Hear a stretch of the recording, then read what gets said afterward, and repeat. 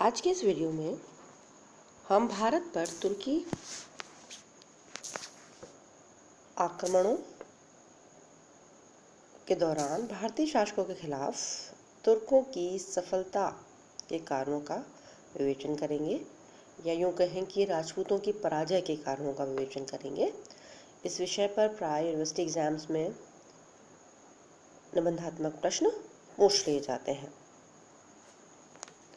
आप जानते हैं कि भारत पर तुर्कों के आक्रमण महमूद गजनवी के नेतृत्व में 1009 से 1027 के बीच प्रारंभ हुए और जिसमें महमूद गजनवी ने तुर्कों की सैनिक श्रेष्ठता को सिद्ध कर दिया।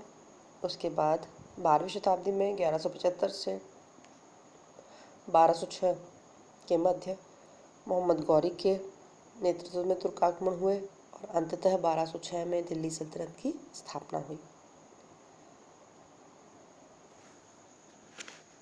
किंतु ये बात आश्चर्यजनक प्रतीत होती है कि मध्य एशिया के एक छोटे से देश के शासक के आगे भारत जैसे विशाल देश के कई शासक एक एक करके असफल सिद्ध हुए।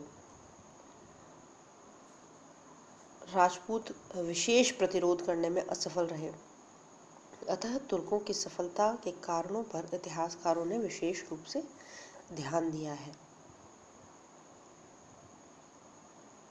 आरंभिक काल के आधुनिक इतिहासकारों ने, जिनमें कि एल्फिंस्टन, लेन पूल, विसेंट स्मिथ प्रमुख हैं, उन्होंने तुर्कों की सफलता का विस्तार से विवेचन किया है और उनका कहना है कि मुस्लिम तुर्क अपने धार्मिक विश्वासों के कारण अत्यधिक उत्साहित थे और भारत पर हो रहे हमलों को वो धर्म युद्ध कहकर धार्मिक उत्साह का प्रदर्शन करते थे। साथ ही साथ वे ठंडे प्रदेशों में निवासी थे और मांसाहारी होने के कारण अधिक शक्तिशाली थे, जबकि भारत के लोग शांति प्रिय थे और उनमें युद्ध के प्रति विशेष उत्साह नहीं था। किंतु इन इतिहासकारों के इस मत को अब स्वीकार नहीं किया जा सकता, क्योंकि एक और तो तुर्कों को जिन राजपूतों का सामना करना पड़ा था वे अपनी वीरता के लिए विख्यात थे और सामरिक उत्साह में वे तुर्कों से किसी भी प्रकार कम नहीं थे। इस बात की पुष्टि इस तथ्य से होती है कि महमूद गजनवी ने भारतीय सैनिकों को अपनी सेना में भर्ती किया था और इन्हीं राजपूतों ने मोहम्मद गौरी को दो बार युद्ध में पराजित किया था। पहली बार गुजरात के शासक भीम द्वितीय ने और दूसरी बार पृथ्वीराज चौहान ने तराइन के प्रथम युद्ध में। अतः इन तर्कों को अब स्वीकार नहीं किया जाता। भारत में तुर्कों की सफलता के पीछे जो कारण उत्तरदायी थे उनको हम क्रमशः निम्नलिखित तरीके से आगे बताए तरीके से डिस्कस करेंगे। पहला जो महत्वपूर्ण कारण है वो है राजनैतिक कारण। आपको सबको पता है कि जब तुर्कों के आक्रमण हुए भारत पर, तब भारत में राजनैतिक एकता का पूरी तरह से अभाव था।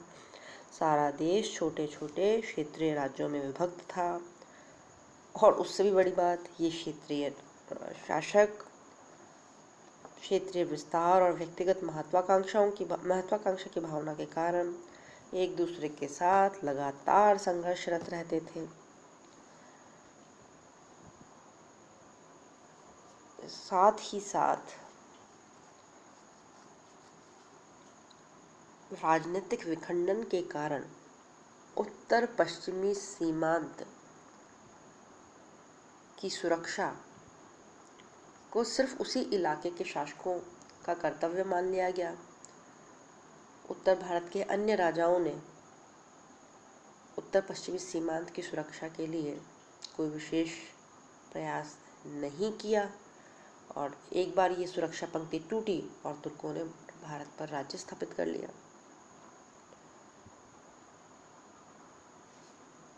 इस परस्पर प्रतिस्पर्धी छोटे छोटे क्षेत्रीय राज्य तो थे ही थे और इनका संयुक्त रूप से विदेशी आक्रमण का सामना करना इनके लिए अत्यंत कठिन था। ये कर भी नहीं पाए। हालांकि कुछ अवसरों पर महमूद गजनवी के समक्ष संयुक्त प्रतिरोध का प्रयास हिंदुशाही राजाओं के नेतृत्व में हुआ, किंतु वे भी सफल नहीं रहे और गौरी के समक्ष तो इस तरह का कोई संयुक्त प्रयास हुआ भी दिखाई भी नहीं देता। राजनीतिक विखंडन के साथ साथ सामंती प्रथाओं के कारण, सामंतवादी व्यवस्था के कारण एक राज्य के अंदर भी कई छोटे छोटे राज्य दिखाई देते हैं। एक राज्य के अंदर रहने वाले सामंत भी परस्पर प्रतिस्पर्धी थे। लगातार उनमें होड़ चलती रहती थी और सामंतवाद ने छोटे छोटे क्षेत्रीय राज्यों को मोटे तौर पर दो तरह से कमज़ोर किया। पहला, जो आय के साधन होते हैं वो राजा के हाथ में न रहकर राजा और सामंतों के बीच आपस में बढ़ जाते हैं। उससे राजा की आय कम होती है और राजा सुसंगठित सशक्त केंद्रीय सेना नहीं रख पाता, उसको मेंटेन नहीं कर पाता और दूसरी तरफ और इसी वजह से उसे सामंतों की सेना पर निर्भर करना पड़ता है।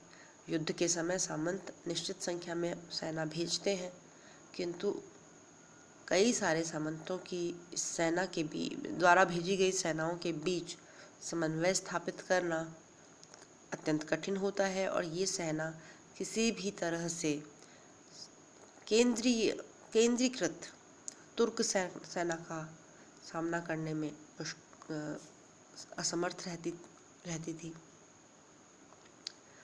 सक्षम ही नहीं बन पाती थी।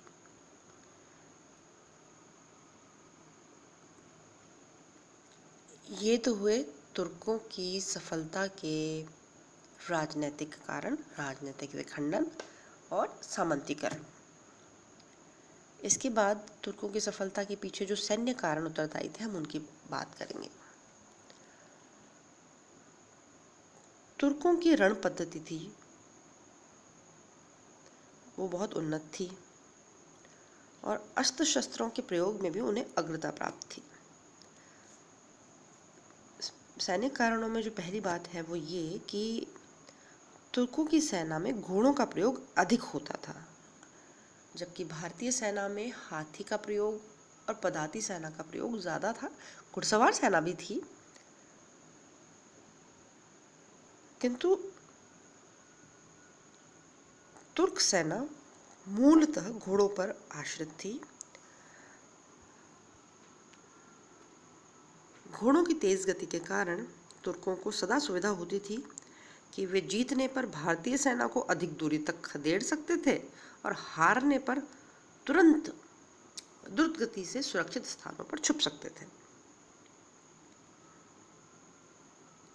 हालांकि हाथी भी युद्ध में उपयोगी थे, तभी तो महमूद गजनवी भारत से हाथी ले जाकर मध्य एशिया ले गया था।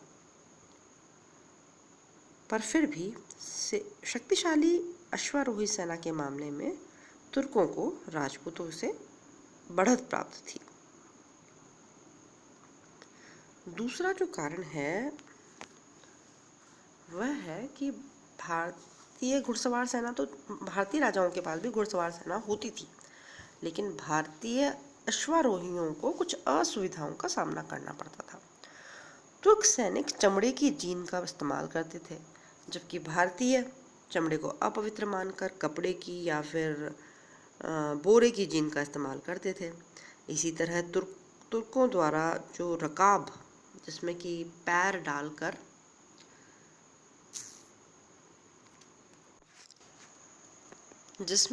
डालकर सैनिक घोड़े पर चढ़ता है, उसे रकाब कहते हैं। तुर्कों की रकाब अधिक मजबूत थी, जिसकी वजह से जो तुर्क सैनिक थे वो चलते घोड़े पर खड़े होकर शस्त्रों का इस्तेमाल आसानी से कर पाते थे।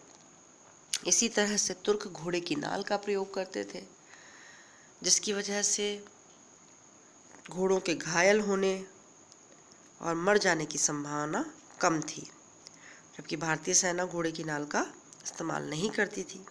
भारतीय घोड़ों के खुर अक्सर घायल हो जाया करते थे। भारत में उतनी अच्छी नस्ल के घोड़े भी उपलब्ध नहीं थे जितने कि तुर्कों को उपलब्ध थे। अगला जो सैन्य कारण है वो ये है कि तुर्क सैनिकों के अस्त्र शस्त्र भी भारतीय सैनिकों की तुलना में अधिक कारगर थे। वे धनुष विद्या में निपुण थे और वो एक विशेष प्रकार का धनुष इस्तेमाल कर रहे थे जिसे कि नावक कहा जाता था, जिससे तुलनात्मक रूप से अधिक पक्का निशाना लगता था। तुर्कों की तलवार भी हल्की होने के कारण अधिक सुविधाजनक थी। साथ ही तुर्क जलते हुए तीरों का इस्तेमाल करते थे, जिससे भारतीय सेना के हाथी आतंकित हो जाते थे और अपनी ही सेनाओं को नष्ट कर देते थे। इन सभी सैन्य कारणों के कारण अधिकांशतः तुर्क सेना ही युद्ध में विजयी रहती थी।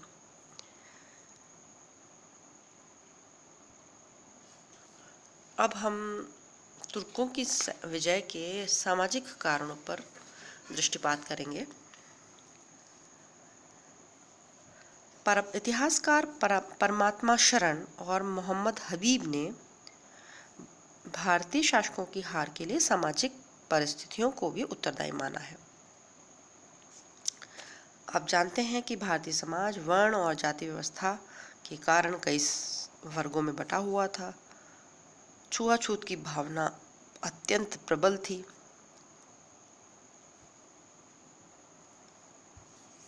और निम्न वर्ग और उच्च वर्ग के बीच जो सामाजिक शोषण था उसके कारण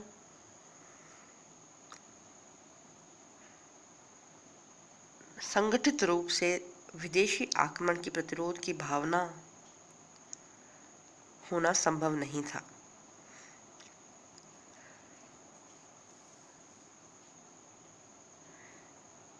इसके अलावा भारत में राज्य की सुरक्षा का दायित्व प्रधानतः क्षत्रियों और उसके बाद ब्राह्मणों पर था। समाज के सभी वर्गों से श्रेष्ठ कोटि के योग्य सैनिक नहीं आते थे, सिर्फ ऊपर के 2 वर्गों से आते थे, जबकि तुर्कों में सभी योग्य और साहसी लोग सैनिकों के रूप में काम कर रहे थे।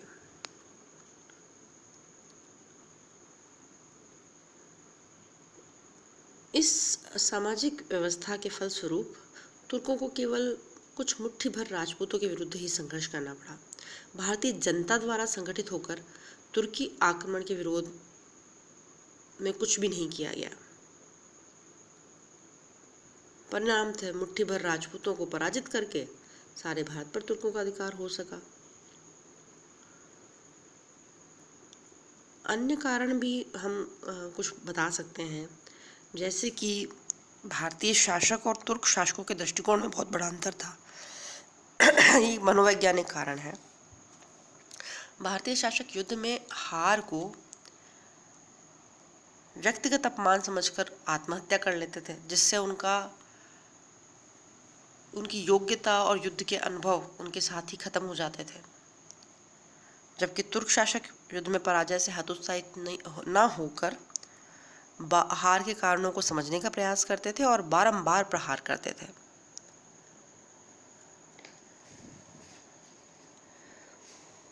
कुछ युद्धों में कुछ आकस्मिक कारण भी पराजय के लिए उत्तरदायी रहे, जैसे कि महमूद गजनवी के विरुद्ध आनंद पाल के युद्ध के समय आनंद पाल के हाथ ही बिगड़ गया था। इसी तरह से मोहम्मद गौरी के विरुद्ध युद्ध में कन्नौज के गहड़वाल शासक जयचंद की आंख में तीर लग जाने के कारण उसकी सेना पराजित हुई। इस प्रकार हम देखते हैं कि तुर्कों की सफलता और राजपूतों की असफलता के लिए कई राजनीतिक, सैनिक और सामाजिक कारण मुख्य रूप से उत्तरदायी थे।